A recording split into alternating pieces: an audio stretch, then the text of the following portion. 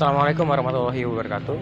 Kami dari kelompok 4 yang sekarang sedang berada di Masjid Gede Kauman Keraton Yogyakarta, yang berada di alun-alun Keraton, Jalan Kauman, Ngupasan, Kecamatan Gondoman, Kota Yogyakarta, Daerah Istimewa Yogyakarta, dengan tanah seluas 16.000 meter persegi dan luas bangunannya sendiri mencapai 2.578 meter persegi. Masjid ini dapat menampung sekitar 1.500 jamaah dengan luasnya. Tidak heran jika pada hari besar keagamaan masjid ini akan penuh dengan jamaah dan sibuk. Masjid ini menjadi salah satu simbol kerajaan Islam Nusantara yang berdiri sejak 1773. Latar belakang, Masjid Keraton memiliki peran penting dalam sejarah dan perkembangan Islam di Indonesia, khususnya di daerah Jawa. Islam pertama kali masuk ke Indonesia melalui perdagangan dan ulama pada abad ke-13 yang kemudian mendorong munculnya kerajaan-kerajaan Islam. Masjid dibangun sebagai simbol kekuasaan penguasa yang mendukung penyebaran ajaran Islam, sekaligus berfungsi sebagai tempat ibadah bagi keluarga, kerajaan, dan masyarakat sekitar. Arsitektur Masjid Keraton seringkali khas menggabungkan unsur lokal dan Islam dengan elemen seperti atap, limasan, dan ornamen tradisional yang mencerminkan budaya setempat dan identitas Islam. Selain sebagai tempat ibadah, masjid juga menjadi pusat pendidikan agama, karena banyak ulama dan tokoh masyarakat mengajarkan ajaran Islam, membantu masyarakat memahami dan mengamalkan prinsip-prinsip agama dalam kehidupan sehari-hari. Di samping sisi religius, Masjid Keraton berperan sebagai pusat kegiatan sosial, sering digunakan untuk pertemuan, musyawarah, dan berbagai aktivitas lainnya. Hal ini memperkuat ikatan komunitas yang meneguhkan posisi masjid dalam kehidupan masyarakat.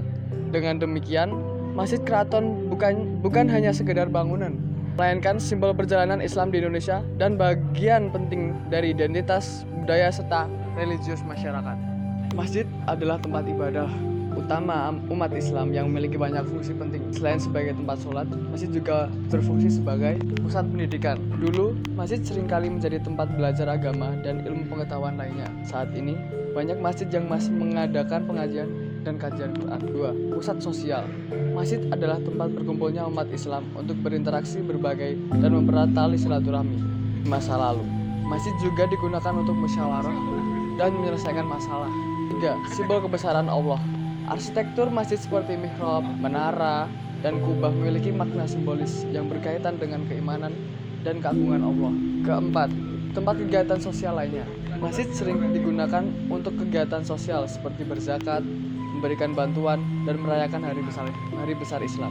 Secara keseluruhan, masjid adalah jantung kehidupan umat Islam yang menghubungkan mereka dengan Allah, ilmu, pengetahuan, dan masyarakat. Selain menjadi tempat ibadah, Masjid Keraton Gede Yogyakarta menjadi wadah bagi umat Islam untuk mempererat tali silaturahmi, memperdalam nilai-nilai Islam, dan mengembangkan potensi diri.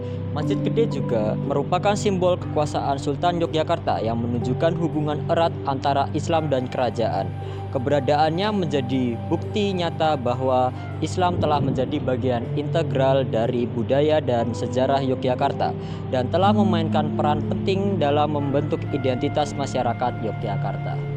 Sejarah singkat Masjid Gede Agung Keraton didirikan pada hari Ahad Wage 29 Mei 1773 Masehi atau 6 Rabiul Akhir 1187 Hijriah atau Alif 1699 Jawa. Pendirian tersebut ditandai dengan candra sengkala yang berbunyi Gapuratrus Winayang Jalma. Sengkala tersebut tertulis pada prasasti di serambi masjid.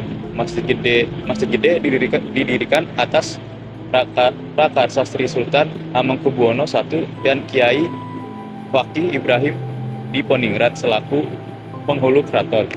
Masjid Gede Keraton Jogja memiliki koleksi benda bersejarah yang kaya. Beberapa diantaranya termasuk Al-Quran kuno, khatib dan mimbar, benda pusaka keagamaan, dan kaligrafi. Kebutuhan ruang di masjid ini, yang pertama ada ruang masjid yang berbentuk dari bujur sangkar atau persegi yang dipotong oleh 4 tiang utama dan 12 tiang tambahan. Yang kedua, bentuk atap masjid Gede Kauman memiliki atap bertumpang tiga yang bermakna kehidupan manusia terdiri dari hakikat, syariat, dan makrifat. Yang ketiga ada tempat wudhu. Tempat wudhu ini dulunya memiliki berbentuk kolam yang melingkar di muka serambi masjid. Namun saat ini kolam tersebut tidak lagi digunakan dan tempat wudhu yang telah disesuaikan dengan perubahan zaman. Di Tetangga Jawa Islamik, sejarah pembangunannya didirikan pada 1773 oleh Sultan Hamengkubuwono I sebagai pusat penyebaran Islam. Untuk arsitekturnya, Jawa Islam atap joglo yang melambangkan tingkatan alam dan keagungan Tuhan. Ukiran tradisional pintu dan jendela dihiasi ukiran kayu. Dan kemudian ruang terbuka memiliki sirkulasi udara sesuai dengan iklim tropis. Fungsi sosial dan keagamaan, tempat sholat dan perayaan penting sebagai Maulid Nabi sekaten. Pendidikannya berfungsi sebagai madrasah untuk pengajaran ajaran Islam. Peran simbiolisnya untuk legitimasi kekuasaan menjadi simbol kekuatan Islam dan legitimasi sultan sebagai pemimpin politik. Dan pengaplikasian konsep yaitu ada pertama sinkretisme budaya tradisi seperti selamatan dan kenduri. Kedua arsitektur dan seni. Seperti masjid ini menggabungkan gaya arsitektur Hindu Buddha dengan Islam. Dan yang ketiga yaitu dakwah melalui seni. Sunan Kalijogo menggunakan wayang kulit untuk menyampaikan nilai-nilai Islam. Terus yang keempat, nilai sosial. Konsep sosial Jawa seperti rukun dan gotong royong selaras dengan nilai Islam tentang kebersamaan dan persaudaraan. 5. Tasawuf dan kejawen. Pengaruh tasawuf Islami terlihat dalam kejawen yang mengutamakan laku spiritual seperti meditasi dan tirakat. Dan untuk material yang digunakan pada Masjid Agung yaitu material yang digunakan 1. Kayu jati, struktur utama seperti tiang-tiang saka bulut dan rangka atap menggunakan kayu jati. 2. Batu bata. Dinding masjid sebagian besar terbuat dari batu bata diperkuat dengan lapisan plester. 3. Genteng tanah liat. Atap masjid berbentuk joglo khas Jawa menggunakan genteng tanah liat yang memberikan tampilan tradisional. 4. Marmer lantai yang di berbagai bagian masjid terutama area utama sholat. 5. Ornamen ukiran kayu, pintu, jendela, dan beberapa bagian interior masjid dihiasi dengan ukiran kayu yang bermotif tradisional. Kombinasi material-material ini mencerminkan perpaduan antara budaya lokal dan pengaruh Islam dalam arsitektur masjid di Agung Keraton Yogyakarta. Yang keempat, kemudian ornamen yang diterapkan dan filosofinya. Yang pertama ada lunglungan yang mendominasi hiasan masjid gede ini. Lunglungan adalah motif ukir berupa tumbuh-tumbuhan berwujud sulur atau tumbuhan yang menjalar dengan untaian daun dan pucuk batang muda. Lunglungan ini mempunyai makna bahwa seorang muslim itu harus mempunyai jiwa sosial yang baik atau kesolehan sosial dengan suka membantu dan mempunyai sifat dermawan. Yang kedua ada gunungan. Gunungan adalah ukiran berupa segitiga yang berjajar. Gunungan mempunyai makna bahwa dalam menjalani kehidupan manusia harus mampu mengalahkan berbagai rintangan dan mengalahkan hawa nafsu. Yang ketiga ada wajikan dan bunga teratai yang merupakan simbol 4 arah mata angin yang melambangkan keeratan hubungan sesama muslim di penjuru dunia. Teratai bermakna kebaikan sehingga dalam hubungan antar manusia harus selalu didasari sesuai prinsip-prinsip kebaikan. Yang keempat ada nanas, hiasan yang berbentuk buah nanas yang terdapat di ruangan serambi menggantung di sisi 8 tiang utama. Untuk buah nanas melambangkan bahwa serambi masjid adalah tempat untuk melakukan kegiatan yang berhubungan antar manusia atau hablum minanas. Selanjutnya ada filosofi desain masjid. Ada 8 filosofi arsitektur yang ada di Masjid Agung Gede Kauman Yogyakarta ini. Yang pertama ada gapura. Gapura itu pintu gerbang yang diperuntukkan untuk masjid.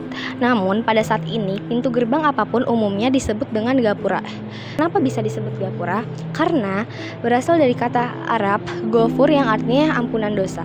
Kemudian yang kedua ada cepuri. Cepuri itu artinya pagar, yaitu semacam benteng kecil yang berada di antara benteng dan gapura. Selanjutnya ada pohon sawo. Pohon ini ditanam pada halaman Masjid Agung Gede Kauman Yogyakarta. Itu bagian dari arsitektur Masjid Agung Gede Kauman. Arsitektur ini memiliki makna filosofi diantaranya untuk meningkatkan makna sufufakum yang artinya luruskan saf-saf kalian. Selanjutnya ada pagongan yang merupakan salah satu bagian dari arsitektur Masjid Gede Kauman ini. Meskipun pagongan ini tidak menyatu pada masjid serta berada di sebelah kiri dan masjid kanan gede, pagongan mempunyai kegunaan untuk menyimpan alat-alat seperti gamelan, sekaten. Selanjutnya ada ukiran wajik. Arsitektur Kauman ini memiliki nilai sofi ukiran wajik di pintu masjid. Arsitektur Masjid Agung Gede Kauman yang mudah terlihat yakni ada ukiran wajik pada pintu masjid yang kata wajik sendiri diambil dari ayat Al-Quran pada surat Al-Fajr, yaitu ayat 23. Terus selanjutnya ada warna pada serambi. Ruangan serambi Masjid Gede ini terlihat begitu mewah. Ada 5 jenis warna yang berbeda, yaitu ada kuning gading, emas, merah, hijau, dan biru. Kelima warna itu juga menyimbolkan waktu sholat wajib, yaitu biru isya, hijau untuk subuh, kuning gading untuk zuhur, emas untuk asyar, dan merah untuk maghrib. Yang selanjutnya ada atap 3 susun. Yang terlihat pada atap yang berbentuk tajuk, yakni bangunan yang mempunyai atap bersusun 3 dengan puncak atap berbentuk piramida berujung. Kesempurnaan hidup melalui 3 tingkatan kehidupan. Yang pertama, hakikat, syariat, dan ma'rifat, juga bermakna iman, Islam, dan ihsan. Selanjutnya, konsep desain masjid. Konsepnya itu pada fugal dalam arsitektur masjid ini tercermin pada mi'rab, tempat di mana imam memimpin sholat. Nah, sedangkan konsep sosiopetal dijelaskan melalui liwan. Liwan ini didesain untuk mengatur jamaah dalam barisan yang teratur terhadap kiblat. Selanjutnya ada pencahayaan yang tepat dalam masjid. Nah, manfaat dari pencahayaan ini yang pertama adalah meningkatkan konsentrasi dan khusyuan. Jadi pencahayaan yang cukup membantu jamaah untuk tetap fokus dan khusyuk dalam beribadah. Pencahayaan yang terlalu redup atau terlalu terang dapat mengganggu konsentrasi para jamaah. Yang kedua itu memperindah interior masjid. Pencahayaan yang baik dapat menonjolkan keindahan arsitektur dan dekorasi masjid. Lampu yang ditempatkan dengan strategis bisa menyorot elemen-elemen penting seperti mihrab, mimbar, dan kaligrafi. Yang ketiga, mengurangi kelelahan mata, yaitu pencahayaan yang merata dan cukup membantu mengurangi kelelahan mata, terutama saat membaca Al-Quran atau mengikuti ceramah. Nah, untuk menciptakan pencahayaan yang baik dalam masjid, ada beberapa hal yang harus diperhatikan. Yang pertama, pencahayaan alami. Memaksimalkan penggunaan cahaya alami dari matahari dengan memasang jendela besar atau skylight. Cahaya alami dapat memberikan efek yang menenangkan dan membantu menghemat energi listrik. Yang kedua, pencahayaan buatan, yaitu kombinasi antara lampu utama dan lampu aksen bisa digunakan untuk menciptakan suasana yang berbeda di dalam masjid. Yang ketiga, mengatur intensitas cahaya, yaitu menggunakan dimmer atau mengatur intensitas cahaya yang memungkinkan penyesuaian pencahayaan sesuai dengan kebutuhan. Misalnya cahaya yang lebih terang saat sholat berjamaah dan cahaya yang lebih redup saat sholat malam. Kemudian studi penghawaan dan sirkulasi. Sirkulasi ini sangat penting dalam pembuatan sebuah bangunan. Untuk itu, bangunan harus memiliki sirkulasi yang baik dan jelas. Terkhusus lagi pada bangunan masjid, ada peraturan yang berkaitan dengan sirkulasi yang tidak boleh dilanggar, seperti terjadinya sirkulasi silang yang menyebabkan terjadinya pertemuan antara pria dan wanita. Desain masjid yang baik tidak hanya fokus pada estetika, tapi juga pada kenyamanan dan kesehatan jamaah. Selanjutnya ada ventilasi dalam masjid. Fungsi ventilasi yang baik yaitu ventilasi kunci untuk menjaga kualitas udara di dalam masjid. Kualitas udara yang buruk dapat menyebabkan berbagai masalah kesehatan seperti gangguan pernapasan dan alergi. Nah, berikut adalah beberapa alasan mengapa ventilasi yang baik sangat penting dalam desain masjid. Yang pertama, menghilangkan polutan udara, yaitu ventilasi yang baik membantu menghilangkan polutan udara seperti debu, asap, dan bau tidak sedap dari dalam masjid. Yang kedua, mengatur suhu dan kelembapan, yaitu ventilasi alami membantu mengatur suhu dan kelembapan di dalam masjid. Yang ketiga, mencegah penumpukan CO2. Saat banyak orang berkumpul di suatu tempat, kadar oksigen di udara bisa meningkat. Ventilasi yang bisa memastikan sirkulasi udara segar sehingga kadar CO2 tetap terkendali. Implementasi ventilasi yang efektif. Ada beberapa cara untuk memastikan ventilasi yang efektif dalam desain masjid. Yang pertama, jendela dan pintu yang dapat dibuka. Jendela dan pintu yang dapat dibuka memberikan ventilasi alami yang baik. Desain ini memungkinkan aliran udara segar masuk ke dalam masjid dan udara kotor keluar. Yang kedua, lubang angin atau ventilasi tetap, yaitu lubang angin di dinding atau atap masjid yang memungkinkan aliran udara tanpa perlu membuka jendela atau pintu. Lubang angin ini bisa dihiasi dengan ukiran tradisional untuk menambah estetika. Yang ketiga, sistem ventilasi mekanis. Di masjid yang besar atau tertutup, sistem ventilasi mekanis seperti kipas angin atau AC dengan ventilasi udara segar bisa digunakan untuk memastikan sirkulasi udara tetap terjaga. Selanjutnya ada studi kenyamanan. Masjid ini dibangun untuk memenuhi kewajiban umat Islam dalam beribadah kepada Sang Pencipta, guna mendekatkan diri kepadanya. Oleh karena itu, masjid harus bisa memberikan kesan ketentraman dan ketenangan pada pengguna dan lingkungannya.